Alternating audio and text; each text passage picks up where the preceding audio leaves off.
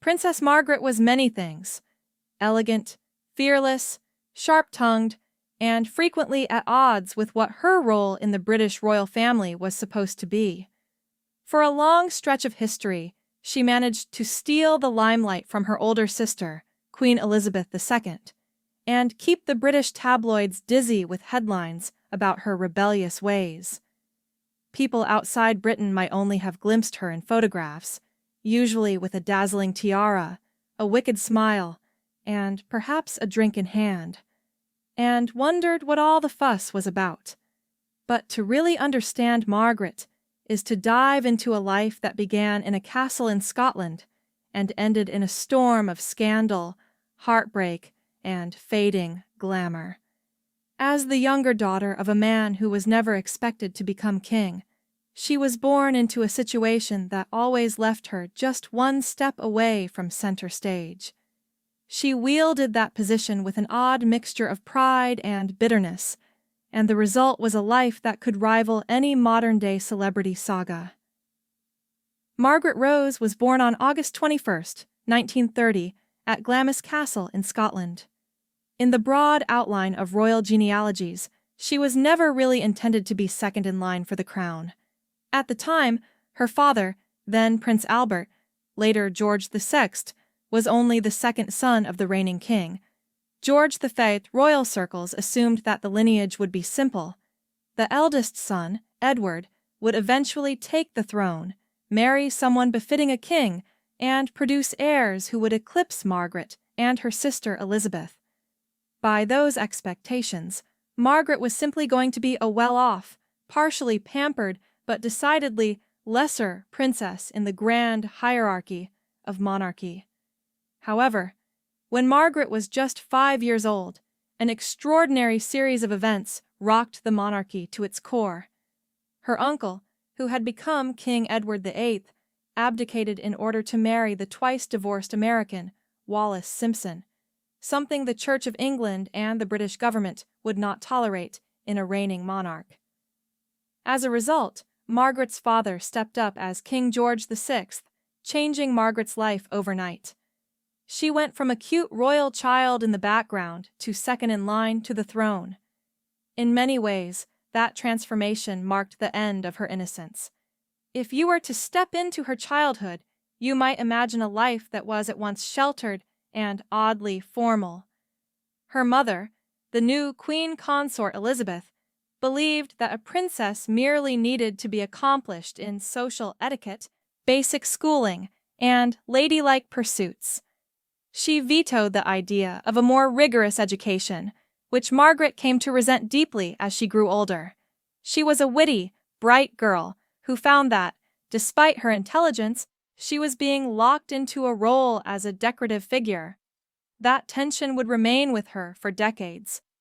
Even while she was young, she was singled out as the child with more spark. Her older sister, Elizabeth, steady, duty-bound, and reserved, got the label of reliable. Margaret, on the other hand, was the energetic, mischievous one, and their father indulged her to no end. He used to say, "Lilibet is my pride, Margaret is my joy." Naturally, Elizabeth rarely begrudged Margaret her spotlight. She was reportedly quite happy to let her sister be the one who made witty remarks at gatherings. Margaret had that uncanny ability to captivate a room with a quick quip or a sly grin. Some observers found her charming. Others thought she was, from a young age, a spoiled brat. Both could be true at the same time. The two sisters were always grouped together in the public mind, Princess Elizabeth and Princess Margaret, like a matched pair. But behind palace walls, there was no question which sister had more leeway to do as she pleased. Because Margaret was second in line, the expectations on her were both stricter in some respects. This gave Margaret an odd sense of freedom. As the Windsor family weathered World War II, with bombings raining down on Britain, Margaret stayed with Elizabeth in Windsor Castle. Rumor had it that at one point, people saw so little of her that they whispered the young princess might be deaf and mute. That was, of course, Nonsense. Margaret was the polar opposite of mute. If anything, she was the loudest voice in the family, always ready with a tart remark. When the war ended, the teenage Margaret emerged as a vivacious, fashionable figure, frequenting London social events with her clique of aristocratic friends, who would soon be nicknamed the Margaret Set. She quickly became tabloid fodder, known for late-night parties and romantic entanglements that raised eyebrows. It might have all gone relatively smoothly if she hadn't lost her father so early. In 1952, when Margaret was barely 21, King George VI passed away from complications related to his lung cancer and a life of heavy smoking. The entire nation mourned, but Margaret was devastated. She had always been the apple of her father's eye. Losing him so soon left her grief-stricken. It also propelled her sister Elizabeth onto the throne, making Elizabeth the new queen. Margaret's first reaction was to lean on someone the king had trusted, Peter Townsend, a war hero and royal aide who'd been her father's equerry. Townsend was older, more than 15 years older to be precise, and, crucially, he was married with children. But Margaret had met him when she was only 13, and she'd admired him from day one. She found him gallant, dashing, and sympathetic. When King George VI died, Townsend seems to have been a comforting presence, and soon Margaret was head over heels for him. Whether it was genuine love, an infatuation born out of grief, or both, we'll never know. But it was definitely taboo. A divorced man was basically persona non grata in the eyes of the Church of England, especially if he was aiming to marry a royal princess. Some in government worried about a fiasco reminiscent of Edward VIII's abdication crisis, which was still a raw wound in national memory. Margaret was never the type to let public opinion stop her. She and Townsend were brazenly flirty. There's a story that, at a family dinner, Margaret insisted Townsend carry her up the stairs in front of everyone, including her father, back when he was alive. The princess didn't care what anyone thought. When Townsend finally divorced his wife, Margaret saw the opening she'd been longing for. By the time Elizabeth was crowned in 1953, Margaret had accepted a secret marriage proposal from Townsend. Secret, that is, until the new queen told Margaret she had to wait. Given that Margaret was not yet 25, she needed the monarch's permission to marry. Elizabeth also felt that the monarchy was barely stable after the abdication scandal and her father's untimely passing. She asked Margaret for just 1 year of patience so the dust could settle on Elizabeth's coronation. Margaret agreed, but keeping up the charade was tough. In a moment of thoughtless fondness, she plucked a piece of lint off Townsend's uniform during Elizabeth's coronation festivities. The gesture, so small yet so intimate, ignited the press. Suddenly, the British tabloids were screaming about Princess Margaret and Group Captain Townsend in massive headlines, and the government, the church, and the monarchy were all on the defensive. The media turned the couple into the subject of a national debate, calling their romance everything from tragic to scandalous and immoral. Elizabeth proposed another plan, effectively exiling Townsend abroad for 2 years, hoping that he and Margaret might see reason, or drift apart. Margaret was furious, but she let him go, likely trusting that their love would remain strong. For a while, Margaret tried to distract herself with other men. There were flings, parties, and nights out where she displayed her best life-of-the-party persona. But Townsend and Margaret kept in touch, in secret. They continued seeing each other occasionally, with Townsend sneaking into Clarence's house for clandestine nights. When Margaret turned 25 in 1955, she was free to marry without the Queen's permission, and Britain waited with bated breath for the big announcement. Townsend returned. The press ramped up the frenzy. Headlines hovered over every hint of ring-watching. Then, after weeks of speculation, Margaret delivered a statement declaring that she had decided not to marry Townsend after all. The public was flabbergasted, unsure if she'd been pressured by the church or if she was unwilling to relinquish her royal titles and the financial security of being a princess, or if she had realized that a life with Townsend might be an isolated, humdrum existence, especially if it meant sacrificing so many privileges. Maybe it was all of the above. In the midst of the heartbreak and confusion, Townsend left England, and Margaret tried to pick up the pieces of her life. She rebounded in the messiest ways. She got engaged to an old friend, Billy Wallace, mostly out of defiance. He was part of the wealthy crowd that orbited her circle, but she didn't love him. He didn't exactly improve matters by calling her previous relationship with Townsend girlish nonsense that got out of hand. When Wallace cheated on her during a trip, Margaret ended the engagement, and the media had yet another field day at her expense.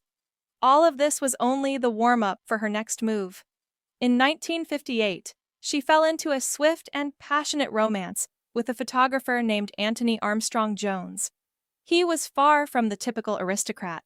He had a bohemian streak, was talented, openly bisexual, and enjoyed mingling with musicians, models, and socialites in a slightly racier scene than Margaret was used to.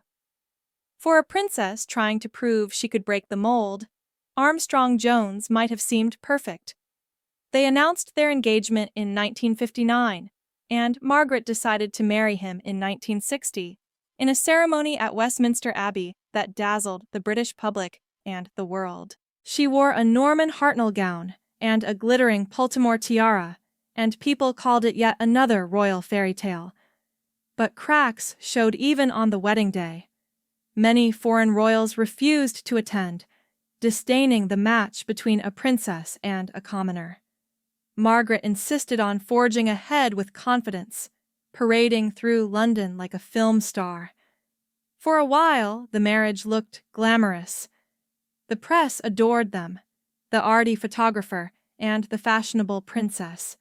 They became the Count and Countess of Snowdon, had 2 children, David and Sarah, and socialized with the biggest names in the arts, from painters and photographers to rock stars.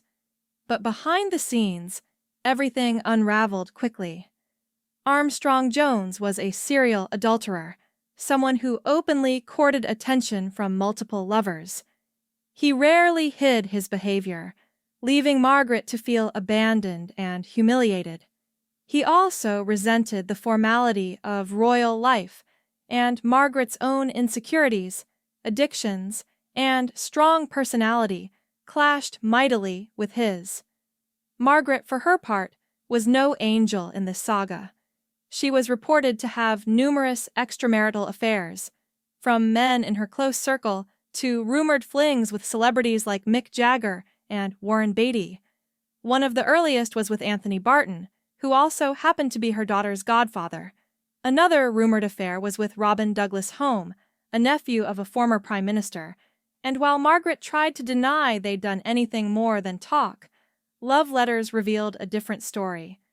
She drank heavily and chain-smoked from the time she was a teenager. Her morning routine was a bizarre combination of coziness and vice.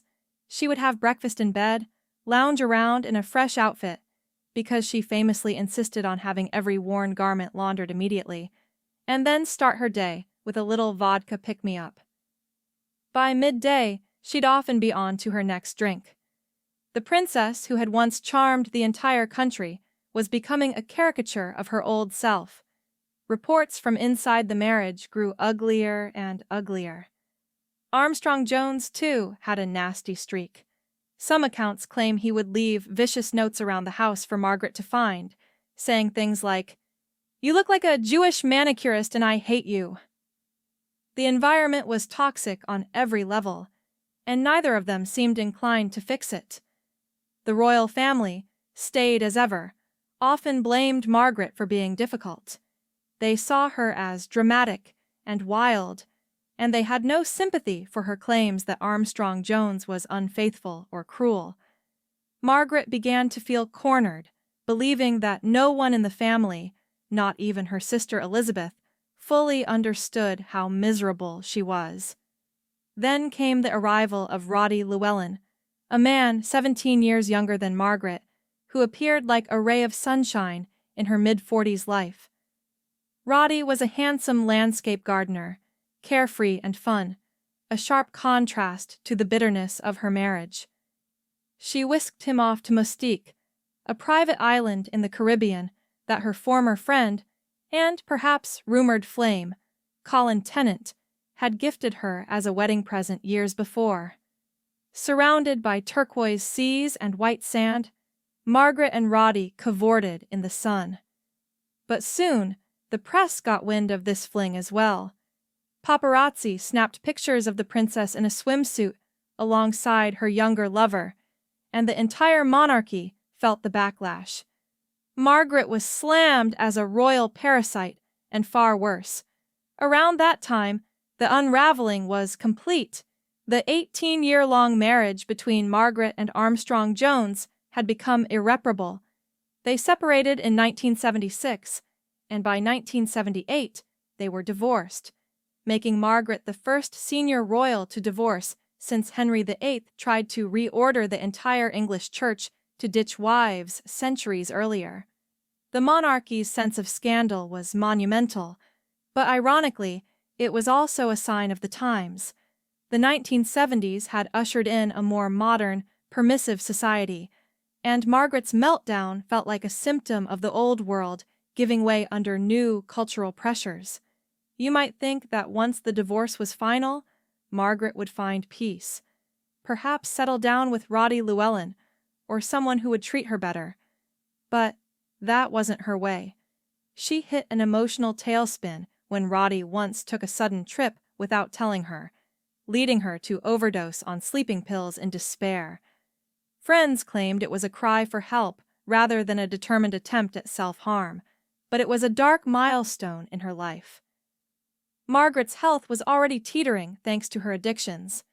By the 1980s, she underwent surgery to remove part of her lung, mirroring her father's tragedy. She also suffered a series of strokes as she entered her late 60s, and at one point scalded her feet so badly in a bathtub accident that she struggled to walk. Where she had once been the regal, graceful, mischievous younger princess, now she was forced into a wheelchair or a bed for extended periods, her body simply giving out after decades of heavy drinking, smoking, and heartbreak. That transformation was particularly shocking to many of her so-called friends in high society. People who had once admired or feared her sharp tongue seemed to drop away, leaving her more isolated. Photographers who had captured her carefree glam began remarking cruelly on her puffy complexion, the gray pallor of her skin, how she no longer lit up a room. Some suggested that karma had finally caught up with her, that she had been too imperious and scathing in her prime, and was now paying the price. Others felt genuine pity, recognizing that she was a princess caught in a cage of traditions she didn't believe in, overshadowed by a sister whose entire identity was the monarchy, and battered by a media that tore her apart for daring to want some sort of real emotional freedom. In 2002, she passed away at the age of 71 after yet another stroke. Eerily, her death came just 3 days after the 50th anniversary of her father's death, tying her story to his in a neat but tragic symmetry. Margaret's later years had been so difficult and lonely that some people speculated she welcomed the release. Yet her departure also sparked a reevaluation of her life. She had symbolized a modernizing force in the royal family, someone who wasn't content to stand on ceremony or to pretend that being a princess meant a constant wave of happiness and pride. She was rebellious, yes, sometimes in self-destructive ways, and she struggled with the strict etiquette forced upon her from childhood. But perhaps there was something courageous about her refusal to be the demure spare to the heir. Even as the monarchy evolves, Margaret's ghost lingers, her escapades, her heartbreak, her wild humor, and her acrid remarks are part of the Windsor legend. In the end, she may have been more relatable than any of them, precisely because she failed so spectacularly at living an impossible role. That failure, etched in parties and paparazzi shots, in divorces and hush-hush trysts, resonates with anyone who's wrestled with a fate they didn't choose. If a lesson emerges from her life, it might be that freedom, authenticity, and love can be elusive commodities, no matter how many crowns or palaces surround you. And that might be the most scandalous fact of all in the tragic, riveting life of Princess Margaret.